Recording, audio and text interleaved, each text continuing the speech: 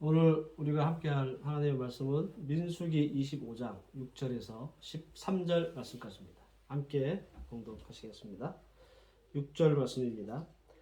이스라엘 자손의 온 회중이 회막문에서 올라올 때에 이스라엘 자손 한 사람이 모세와 온 회중의 눈앞에 미디안의 한 여인을 데리고 그 형제에게로 온지라. 제사장 아론의 손자 엘리아셀의 아들 비니아스가 보고 회중 가운데서 일어나 손에 창을 들고 그 이스라엘 남자를 따라 그의 막사에 들어가 이스라엘 남자와 그 여인의 배를 꿰뚫어서 두 사람을 죽이니 연병이 이스라엘 자손에게서 그쳤더라. 그 연병으로 죽은 자가 2만 4천 명이었더라. 여호와께서 모세에게 말씀하여 이르시되 제사장 아론의 손자 엘리아살의 아들 비니아스가 내 질투심으로 질투하여 이스라엘 자손 중에서 내 노를 돌이켜서 내 질투심으로 그들을 소멸하지 않게 하였도다. 그러므로 말하라. 내가 그에게 내 평화의 언약을 주리니 그와 그의 후손에게 영원한 제사장 직분의 언약이라. 그가 그의 하나님을 위하여 질투하여 이스라엘 자손을 속죄하였음이니라. 아멘.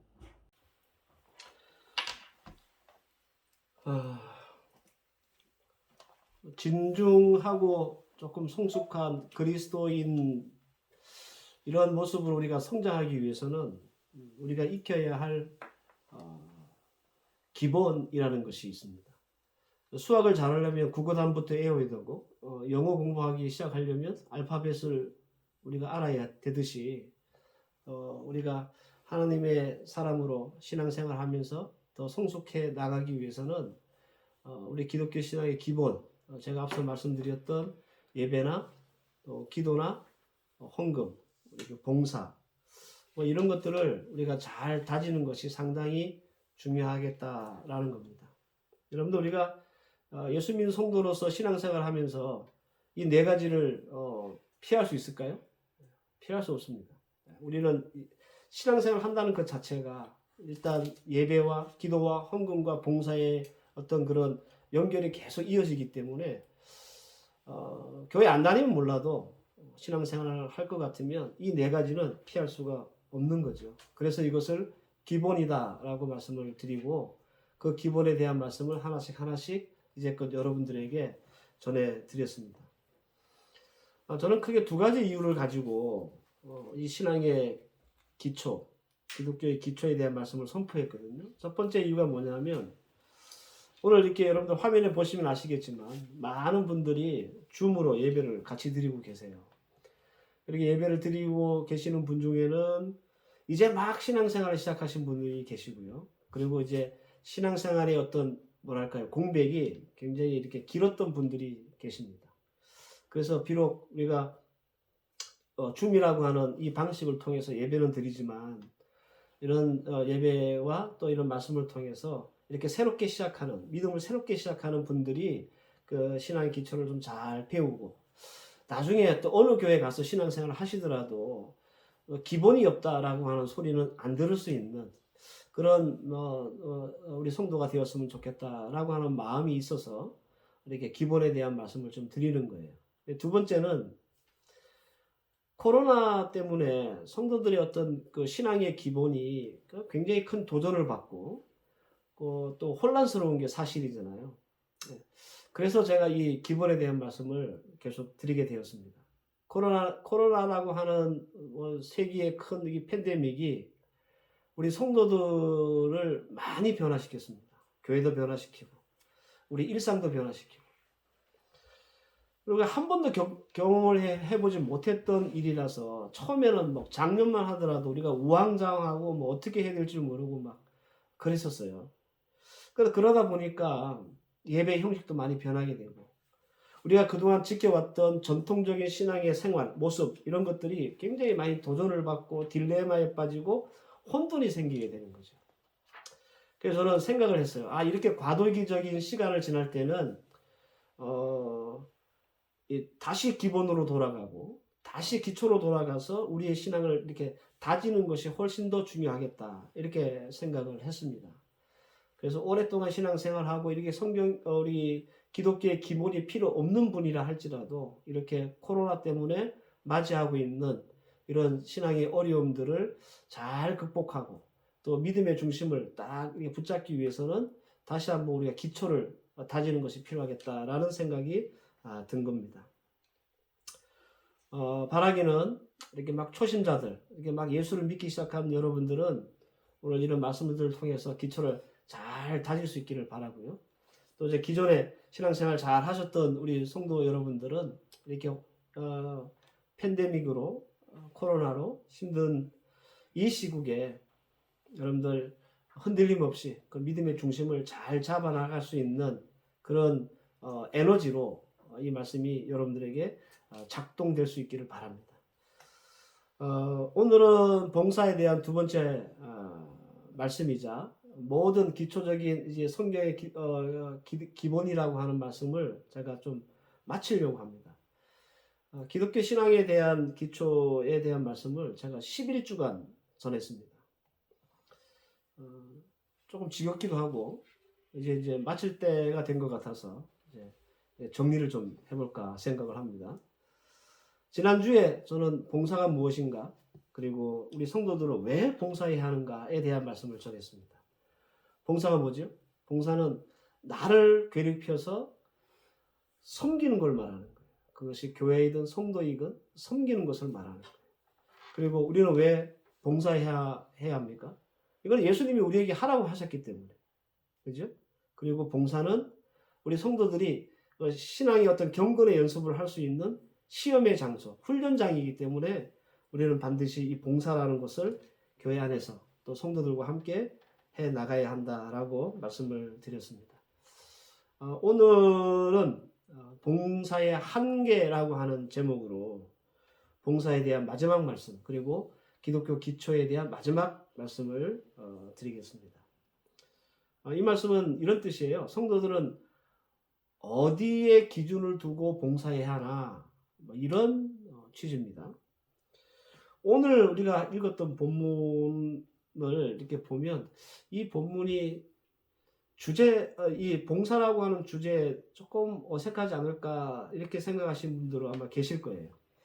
그러나 오늘 본문은 우리가 어디까지 어느 수준까지 봉사를 해야 하는가, 즉 봉사의 한계를 가늠해 줄 수 있는 아주 적절한 말씀입니다. 오늘 본문을 잘 이해하지 못하시고 이 내용을 잘 모르시는 분들이 계실 것 같아서 잠시 설명을 해드리면 이스라엘 백성들이 40년 이 광야 생활을 거의 마치고 이제 가나안 땅을 이제 눈앞에 두고 모압 평야의 시딤이라고 하는 곳에 이제 자리를 잡습니다. 이곳은 출애굽을 한 이후에 이스라엘 백성들이 마지막으로 이 광야에서 수경을 했던 곳이에요.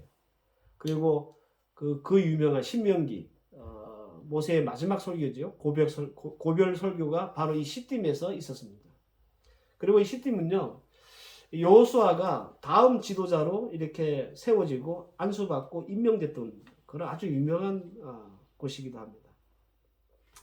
이제 이스라엘 백성들은 40년 동안 그 지긋지긋했던 광야 생활을 청산을 하고 이제 곧 있으면 이제 하나님께서 말씀하시고 약속하셨던 젖과 꿀이 흐르는 그 가나안 땅으로 들어가기 일보 직전에 와 있는 거죠. 그런데 이 시딤이라는 곳에서 예상치 못했던 일이 벌어집니다. 그게 뭐냐? 이스라엘 백성들이요, 이방 여자들하고 이렇게 아주 문란한 음행을 저지르게 된 거예요. 오늘 1절 말씀에 보면 이스라엘이 시딤에 머물러 있더니 그 백성이 모압 여자들과 음행하기를 시작했다라고 했습니다. 여러분들 무려 40년 동안 광야에서 이 이스라엘 백성들은 훈련받았잖아요. 하나님 앞에. 그죠? 특별하게 구별된 선민으로서 광야라고 하는 특별한 훈련의 장소에서 40년이라고 하는 기간 동안 이렇게 이들의 믿음과 신앙을 다지는 시험을 했는데 이 훈련을 받았는데도 불구하고 너무 허무하게 무너져요. 참 어처구니가 없고 이해가 잘 되지 않는 부분이지만 어쨌든 이스라엘 사람들은 마치 고삐 뿔린 망아지처럼 그렇게 행동했습니다. 하나님 앞에 중대한 죄를 저지른 거죠. 이제 곧 약속의 땅에 들어가야 되는데 그들이 이런 음행으로 엄청난 하나님의 진노를 사게 된 거예요. 하나님이 그 범죄에 대한 대가를 주셔요.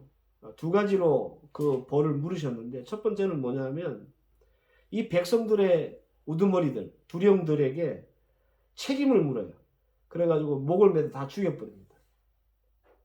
민수기 25장 본문인데 4절 말씀을 보면, 여호와께서 모세에게 이르시되 백성의 두령들을 잡아 태양을 향하여 여호와 앞에 목매달라. 그리하면 여호와의 진노가 이스라엘에게서 떠나리라. 두 번째 벌이 있었습니다. 그게 뭐냐면 연병입니다. 연병. 민수기 25장 9절 말씀에 보면 그 연병으로 죽은 자가 몇 명이요? 24,000명. 엄청 많이 죽은 겁니다. 하나님이 진노가 이렇게 막 무차별하게 쏟아지는 거예요.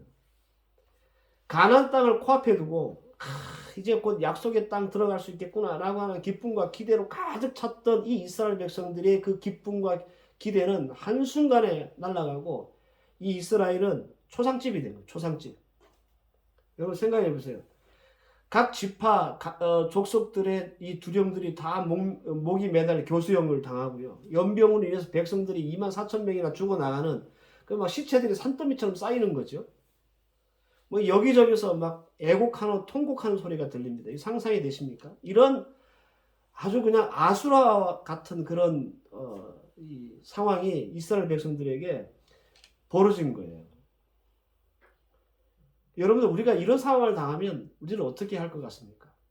갑자기 막 지도자들이 잡혀가가지고 목이 메이고 사람들이 막 연병에 걸려가지고 막 죽어나가고 시체들이 쌓이고 막 우는 소리가 들리면 우리는 어떻게 할 것 같아요? 아, 이거 하나님 무서운 줄 알겠죠, 그죠? 그래서 뭐 하나님 앞에 용서해달라고 이렇게 빌고 회개하고 막 애원하고 막 그래야 될 것 같습니다. 이것이 그런 상황을 바라본 사람들이 정상적으로 보이는 반응이 아닐까. 그런데 이런 어수선하고 정말 살벌한 이 분위기와 상황 속에서 겁도 없이요, 버젓이 이방 여자를 데리고 자기 텐트로 들어가는 한 남자가 있었습니다. 그것 때문에 지금 사람들이 죽어나가는데, 그냥 아무런 뭐 양심의 가책이나 죄책감 없이 이방 여자 데리고 자기 텐트로 들어간 남자가 있어요. 완전 또라이죠. 이 또라이의 이름은요, 성경에서 기록하고 있습니다. 시몬 지파의 족장이었던 시므리였다라고 성경에서 말씀하고 있어요. 이 시므리라는 사람은 완전 미친 사람이에요. 미치지 않고는 한 지파의 족장이나 되는 사람이 지금 음행의 문제 때문에 사람들이 죽어나가는 이 광경을 뻔히 보면서도 그 짓을 할 수 있겠나. 그죠? 미치지 않고는 이게 가능한 일이 아니에요. 이 시므이를 지켜봤던 사람들 중에 누가 있었느냐 하면 오늘 우리 본문에 나오는 아론의 손자 비니하스라고 하는 제사장이 있었습니다. 이 사람이 완전히 뚜껑이 열린 거죠. 그래가지고 지체 없이 창을 들고 따라 들어가가지고 음행을 하는 두 사람을 창으로 찌릅니다. 두 사람을 다 죽여버리죠. 오늘 읽었던 28절 말씀이 바로 그 말씀입니다. 그런데 비니하스가 이 두 사람을 죽이자 신기하게도요, 연병이 그쳤어요. 하나님의 재앙, 분노가 그쳤어요. 아마 이 비니하스가 이 두 사람을 죽이지 않고 살려두었다면 24,000명 아니라 그보다 훨씬 더 많은 숫자가 연병으로 죽었을지도 모르겠습니다. 그죠? 하여튼 하나님이 내리신 이 연병이라고 하는 이 진노를 멈추신 이유를 설명을 하셨는데, 11절 말씀에 제사장 아론의 손자 엘리야스의 아들 비니하스가 나의 질투심으로 질투하여 이스라엘 자손 중에 나의 노를 돌이켜서 나의 질투심으로 그들을 진멸했다라고 나옵니다. 하나님이 비니하스에게 하신 이 칭찬의 포인트는 하나입니다. 뭐냐? 하나님의 질투심을 누가 가지고 있었다? 비니하스가 가지고 있었다라는 겁니다. 이게 무슨 말이냐면 하나님의 마음이 비니하스의 마음이고 비니하스의 마음이 하나님의 마음이었다, 그런 말이에요. 하나님의 마음을 가지고 있었던 비니하스가 음행을 저지르고 대낮부터 벌건 대낮에 아무런 죄책감 없이 음행을 저지르고 있는 이 시므리를 손수 그냥 창을 들고 와서 죽여버리는 이 비니하스의 봉사가 하나님의 진노를 돌이키게 했다는. 그래서 이 비니아스의 봉사로 인해서 이스라엘의 백성들은 살아난 거예요. 바로 이 대목에서 하나님은 성도들이 해야 할 봉사의 한계가 어디까지인지 우리에게 분명하게 알려주시고 있다라는 겁니다. 여러분, 우리가 하나님 나라를 위해서, 교회를 위해서, 혹은 성도를 위해서, 주의 사역을 위해서 봉사할 때 어디까지 봉사해야 합니까? 그 봉사의 한계선은 어디입니까? 단순하게 말씀을 드리면 이겁니다. 우리의 봉사의 한계는 하나님의 마음이 시원할 때까지, 하나님이 맡겼던 속이 뻥 뚫릴 때까지. 여러분들, 이 비니아스의 했던 이 행동은 하나님의 마음을 시원하게 했어요. 하나님의 맡겼던 그 가슴을 펑 이렇게 뚫어버렸어요. 좀 더 쉽게 말씀드리면, 우리는 이제껏 어떻게 봉사했냐면, 열심히 봉사하더라도 내가 오케이 할 때까지, 내가 마음이 시원할 때까지, 내가 만족할 때까지, 이것을 우리의 봉사의 한계점으로 잡아놓고, 그리고 우리가 봉사했다는 거예요. 그런데 하나님 우리에게 어디까지 말씀하시냐면, 그게 아니라 내가 오케이 하거나 내가 만족하거나 내가 마음이 시원할 때까지가 아니라, 우리가 하는 봉사의 그 한계점은 하나님이 오케이 할 때까지, 하나님의 마음이 시원할 때까지, 하나님의 마음이 뻥 뚫릴 때까지, 그때까지 우리가 봉사하는 것이 우리의 봉사의 한계선이다 라고 오늘 이 말씀을 통해서 우리에게 분명히 말씀하시는 거예요. 잠언서 25장 13절 말씀에, 충성된 사자는 그를 보낸 이에게 마치 추수날에 얼음 냉수 같아서 능히 그 주인의 마음을 시원케 하느니라 그랬습니다. 하나님께 충성된 봉사자는요, 마치 여름의 그 얼음 냉수처럼 하나님의 마음을 시원하게 그렇게 해드릴 수 있는 봉사자를 말하는 거예요. 하나님 마음과 같은 마음을 가지고 봉사하는 것, 이것이 우리의 봉사의 한계점이다라는 겁니다. 베드로전서 4장 11절 말씀에, 누가 봉사하려면 하나님의 공급하시는 힘으로 하는 것 같이 하라라고 말씀하셨어요. 베드로의 이 말씀은 사람들 수준에서 봉사하는 게 아니라 하나님의 수준에서 봉사하라, 그런 말이거든요. 때문에 우리가 이제껏 많은 우리가 해왔던 그 많은 봉사, 그 봉사가 과연 하나님의 마음을 시원케 하고 하나님의 속을 뻥 뚫어드렸던 그런 봉사였는지 한번 생각해 봐야 하는 거죠. 우리는 여러분들 수없이 많은 봉사를 했습니다. 교회에서, 성도에서, 성도들에게 사역을 위해서 많은 봉사를 했어요. 그런데 이 봉사가 혹시 내가 만족하고 내가 오케이하고 내가 그냥 시원하면, 마음이 시원하면 되는 그런 봉사의 수준으로 했는지, 아니면 하나님이 오케이하고 하나님이 마음이 시원하고 하나님이 속이 그냥 뻥 뚫릴 만큼 우리가 그 봉사들을 감당했는지 점검해 봐야 한다라는 겁니다. 우리는 솔직히 말씀드리면 우리의 봉사가 항상 우리 자신에게 맞춰져 있어요. 이만하면 됐지, 이 정도면 충분할 거 아니에요? 나로선 최선을 다했어, 이런 식으로 우리는 그 봉사의 의무를 퉁치거나 아니면 만족하고 계시는 분들이 많아요. 여러분, 가끔씩 이렇게 집에서 아이들한테 집안일 시켜보신 적 있습니까? 이제 설거지를 시킨다든지 청소를 시킨다든지. 그러니까 우리 집에서 제가 자신하건대 설거지를 제일 잘하는 사람이거든요. 가끔씩 우리 아이들한테 설거지를 시켜본 적이 있어요. 바빠서, 야, 이거 설거지 좀 해놔라, 그러잖아요. 그래, 애들이 설거지를 열심히 해서 딱 이렇게 잘 정리를 해놔요. 그럼 갔다 와서 볼 거 아니에요. 잘 했는지 안 했는지. 그 마음이 시원하지가 않아요. 제가 다시 해야 돼. 기름이 아직 묻어 있다든지, 밥풀이 아직 안 떨어져서 있다든지. 그러니까 마음에 안 들어. 속이 안 차. 양이 안 차. 그런 경우들 있죠. 아이들한테 청소를 시키면 대충 눈에 보이는 것만 이렇게 쓸고 닦고 그냥 말아버리잖아요. 근데 우리가 교회에서 하는 봉사가 이럴 수 있다는 거예요. 부모의 마음에 흡족하도록 두 번 다시 돌아보지 않아도 될 만큼 설거지도 잘 해놓고 청소도 아주 매매 그냥 구석구석 잘 해놓으면 부모가 마음이 흡족하고 마음이 시원하고 그럴 텐데, 자녀들이 청소하거나 설거지할 때 보면 항상 손이 두 번 가야 돼. 그죠? 다시 해야 돼요. 왜 그래요? 부모 마음으로 청소를 안 하기 때문에 그래요. 부모 마음으로 설거지를 안 하기 때문에 대충대충 하는 거예요. 다 자기 기준에 맞춰서 이 정도면 그렇게 깨끗한데? 그렇게 생각하고 마는 거죠. 여러분들 우리가 그 봉사라는 것은 우리 예수를 믿는 한 평생 교회 안에서 해야 되는 거예요. 이게 기본이라고 제가 말씀을 드렸고. 그러니까 이거 피할 수도 없고 이왕 해야 되는 봉사라면 어떻게 해요? 이왕이면 하나님 마음에 들 수 있는 그런 봉사를 우리가 해야 하는 것이 정말 마땅합니다.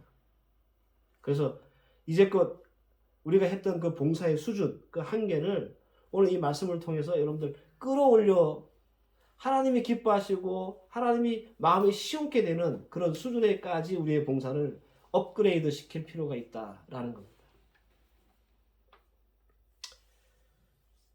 그래서 여러분들 이 비니아스의 봉사는요, 연병을 그치게 했잖아요. 이게 하나님의 마음에 합당한 거거든요. 하나님 마음을 아주 그냥 확 풀어줬거든요.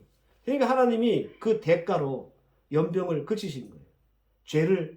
그 죄의 대가를 더 이상 묻지 않으신 거예요. 한 사람의 봉사가 이렇게 놀라운 일을 만들어냅니다. 한 사람이 하나님의 수준에 맞도록, 하나님이 시원하도록, 하나님의 마음이 뻥 뚫리도록 봉사하니까 백성 전부가 살아요. 이게 봉사의 능력이에요.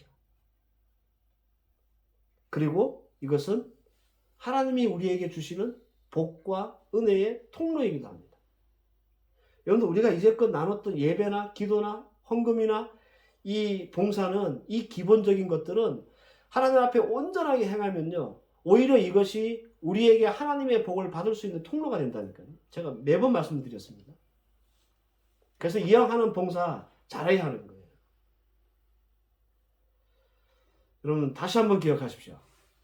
봉사는 하나님의 마음을 시원케 할 때까지 하는 것이 봉사입니다. 앞으로 여러분들 이런 봉사할 수 있기를 주의 이름으로 축원합니다. 그런데 바로 이 부분에서 이제 문제가 생기는 거죠. 어떤 문제냐면, 이게 말은 쉬운데 하나님 마음이 시원하게 하는 것, 하나님 마음이 뻥 뚫리게 봉사하는 것, 이거는 말은 쉬운데 이게 정말 우리가 행하려면 쉬울까요? 쉽지 않습니다. 그리고 무엇보다도 어떻게 우리가 봉사를 해야 하나님 마음에 시원한 봉사가 될 수 있을까? 이것조차 우리가 감이 안 잡히는 게 사실이에요.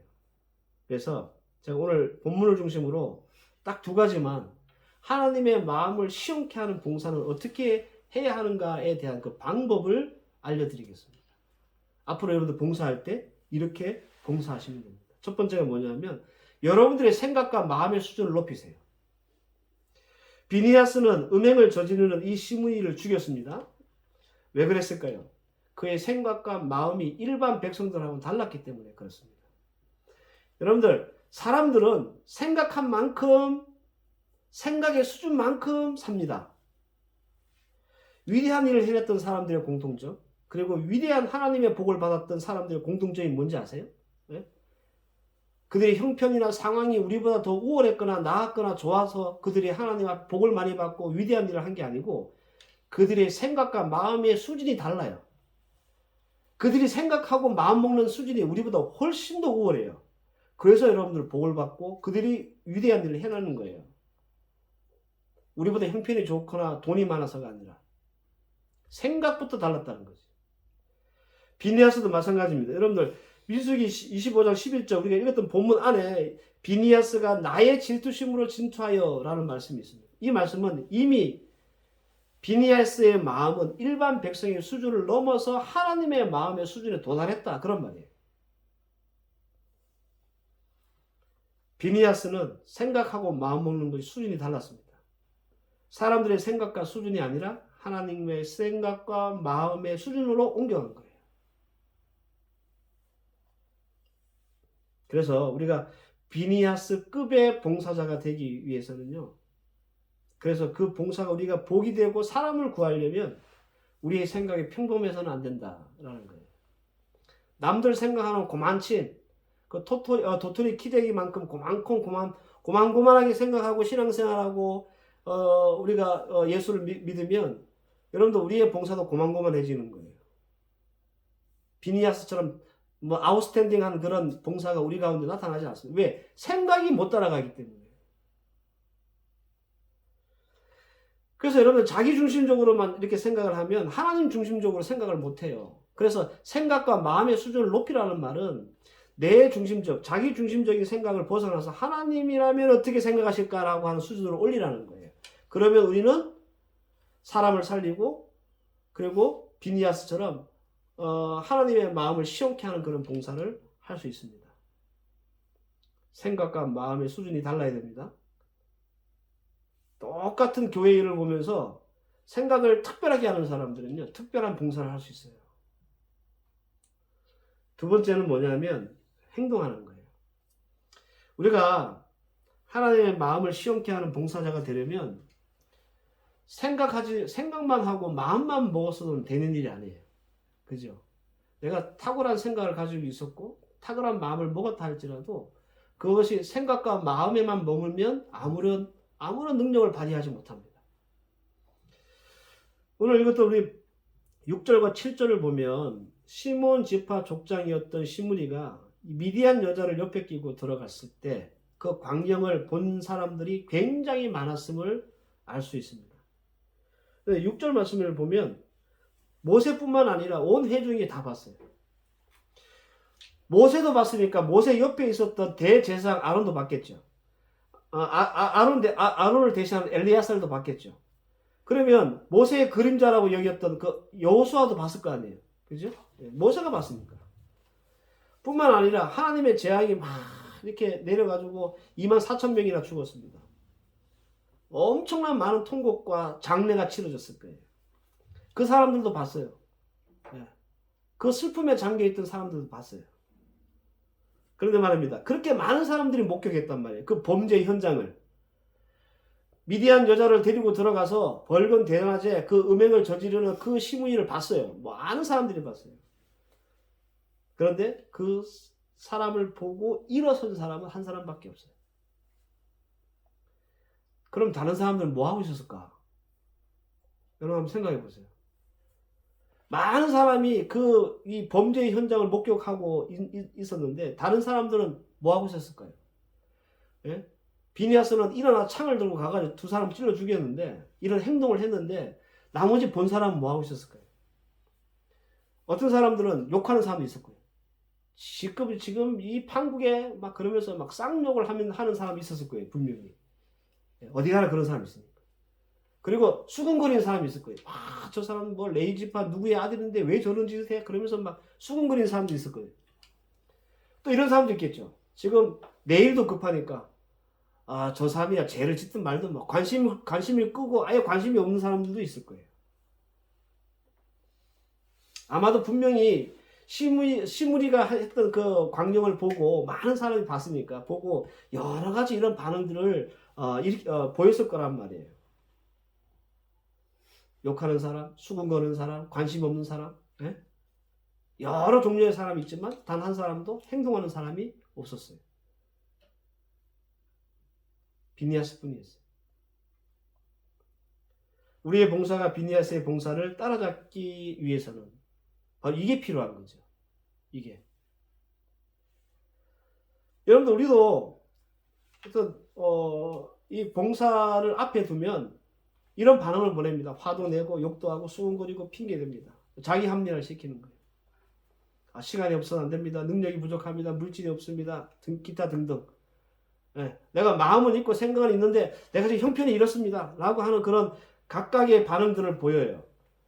한 분도 행동하지 않는다면 그 봉사는 여러분들 능력을 발휘할 수 없는 거예요. 그 봉사는 하나님 앞에 우리가 하나님의 마음을 시원케 하는 봉사가 될 수 없는 거예요.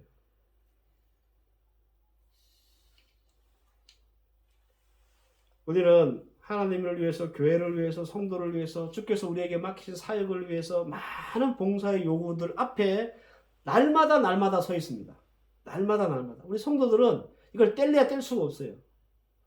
우리 속으로 생각해야죠. 교회에서 무슨 일을 한다, 어떤 사역이 있다, 또 성도가 어떻다, 저떻다. 그러면 우리 속으로 생각을 해요. 도와야지, 어떻게 하지, 막 이렇게 안타까워는 해요. 그런 마음과 그런 생각은 가져요. 그러나 우리가 만약에 행동하지 않는다면 우리의 봉사는 아무런 능력을 발휘할 수 없는 거예요. 사람을 살릴 수 없습니다. 하나님의 일들을 일으킬 수 없습니다. 비니아스의 이 봉사를 따라잡을 수가 없어요. 어쩌면 이것이 우리의 현 주소일지도 몰라요. 마음만 먹고 생각만 하는 수준에서 머물러 있는 것. 네. 내가 봉사를 위해 용기를 내지 못하는 것. 엄격한 의미에서 예배, 기도, 헌금, 봉사, 이것은 다 봉사의 영역에 속합니다. 제가 지지난주에 헌금에 대한 마지막 말씀을 드리면서 드린 말씀인데, 봉사는 헌금의 영역이다 라고 말씀을 드렸죠. 이 헌금은 예를 들어서 여러분들 예배를 한번 예를 들어 보십시다. 영어로 예배를 worship이라고도 하기도 하고 서비스라고도 그래요. 서비스 뭐예요? 봉사라는 말이에요.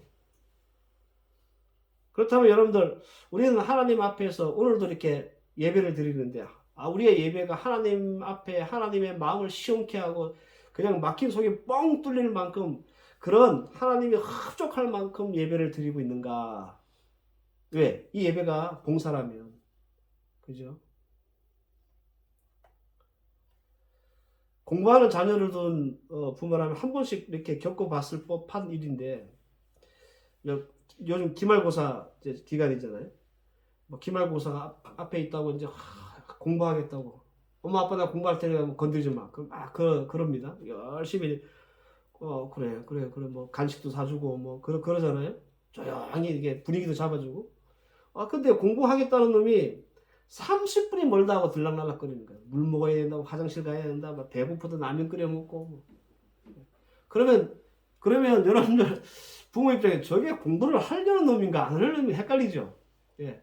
나 공부할 테니까 나 건들지 마. 그랬으면 적어도 아무리 못해도 2시간은 엉덩이에 붙이고 앉아 있어야 이놈이 공부를 열심히 하는구나. 부모 마음이 흡족한데 들락날락 거리는 거예요. 배고프다고 그러고 화장실 가야 된다고 물 마셔야 된다고. 물은 왜 이렇게 자주 마시는지 모르겠어요. 우리가 예배를 하나님께 봉사하는 우리 성도들이 예배에 대해서 최선을 다하고 정말 하나님 마음을 시원하게 할 만한 그런 예배를 드려야 하는데 산만해. 집중하지 않아요. 그럼 여러분 우리는 하나님 앞에 예배를 통해서 온전하게 봉사하지 못하는 거예요. 특별히 여러분들 비대면 예배를 우리 목사님들이 가장 우려하는 하고 걱정하는 부분이 있어요. 어떤 장로님이 이 유튜브에 그런 내용을 올렸어요. 처음에 한국에 작년에 이제 팬데믹이 시작돼가지고 교회마다 다 온라인 예배를 드릴 때 그때 이제 어떤 장로님 가정에서 처음으로 온라인 예배를 드리는 주일이었대요. 그래가지고 장로님 이하 옆에 아내 되신 권사님 자녀들 다 넥타이 다 메고 막 세수하고 거실에 다 앉아가지고 성경책 다 펴놓고 이제 예배를 드렸대요. 예? 이게 이제 한 달이 지나가고 2달이 지나가니까 복장이 바뀌더라는 거예요. 복장이. 처음 그렇게 예배 드릴 때는 양복 쫙 빼입고 저처럼 이렇게 예배를 드렸는데 한두 달 지나가니까 이게 좀 해이져가지고 캐주얼하게 복장이 바뀌더래요. 그런데 좀 몇 주 더 지나가니까 몇 달 더 지나가니까 어떤 일이 생기냐면 거실에서 가족들이 다 모여서 예배를 드리다가 이제 각각의 방에서 예배를 드리더라는 거예요. 어떤 장로님이 간증하신 거예요. 이런 부분들을 우리 목사님들이 제일 우려하고 걱정하거든요. 우리는 오늘 줌으로 예배 드리는 분들이 훨씬 많습니다. 근데 우리가 오늘 비록 줌으로 예배 드리지만 우리가 드리는 이 예배는 예배거든요. 그리고 이 예배를 통해서 우리 하나님을 기쁘시게 해야 되거든요. 우리가 드리는 예배가 하나님이 기뻐할까? 하나님 마음이 시원할까? 한번 생각해 보시면 여러분들 우리가 이제껏 제가 말씀드렸던 이 예배를 위해서 어떻게 봉사해야 될지 우리의 생각과 행동이 바뀌어야 되는 거예요. 봉사가 우리에게 복이 되고 교회와 성도를 위해 유익이 되려면 앞서 말씀드린 대로 여러분들 우리의 생각과 마음을 키우십시오. 그리고 그 마음만 생각만 갖고 계시지 마시고 여러분들 행동하셔야 합니다. 일어서셔야 합니다. 비니아스처럼. 이런 봉사가 하나님의 마음을 시원케 할 수 있는 봉사다라는 겁니다. 마지막으로 제가 오늘 여러분들에게 오늘 우리가 읽었던 본문 13절 한 절만 읽어드리고 오늘 말씀을 마무리할 겁니다. 여러분들도 함께 눈을 따라 읽어보시면 좋겠어요. 그와 그의 후손에게 영원한 제사장 직분의 언약이라. 그가 그의 하나님을 위하여 질투하여 이스라엘 자손을 속죄하였느니라. 여러분들, 이게 봉사자 비니하스에게 주신 하나님의 복입니다. 이 복이 봉사하는 하나님이 원하시는 하나님의 마음을 시원케 할 만한 봉사를 하시는 그런 여러분들에게도 임할 줄 믿습니다. 오늘 주신 말씀 잘 붙잡고 저와 여러분들이 하나님 앞에서 정말 조금 마음을 좀 가다듬고 좀 비록 코로나 때문에 힘들고 어렵다 할지라도 하나님이 원하시는 수준의 봉사를 통해서 나도 살고 교회도 살고 성도도 살고 하나님 앞에 온전한 복을 누릴 수 있는 저와 여러분들 되시기를 다시 한번 주의 이름으로 축원합니다. 기도하십시다. 하나님 감사합니다. 온전한 봉사, 우리가 어디까지 봉사해야 되는가에 대한 말씀들을 나눴습니다. 비니아스를 통해서 주신 이 말씀 잘 붙잡게 하시고 우리가 오케이 하고 우리가 만족할 때까지가 아니라 하나님이 오케이 하시고 하나님이 만족하실 때까지 봉사하고 섬겨나갈 수 있는 믿음의 종들 되게 하옵소서. 그러기 위해서 하나님 우리의 생각과 마음을 키우게 하시고 또 하나님 앞에 우리의 봉사의 것이 눈에 보이면 일어서 행할 수 있는 하나님의 종들 되게 해 주시옵소서. 오늘 이 말씀으로 이번 한 주간 살아가게 하시고 평생 하나님을 섬기며 살아가는 주의 종들에게 이 봉사를 통해서 주께서 주시는 은혜와 복이 풍성하게 넘칠 수 있도록 도와주시옵소서. 예수님의 이름으로 기도하옵나이다. 아멘. 찬양하라 내 영혼아, 함께 찬양하시겠습니다.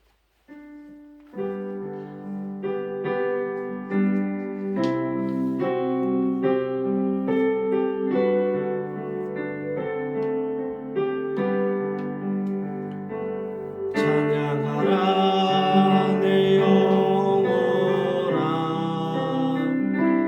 찬양하라 내 영혼아, 내 속에 있는 것들아 다 찬양하라.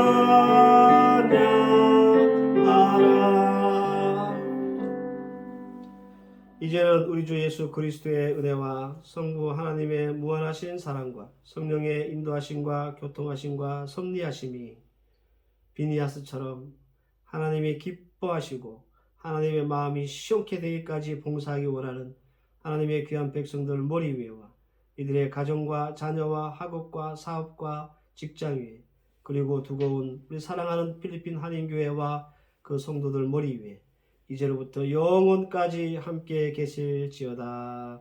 아멘.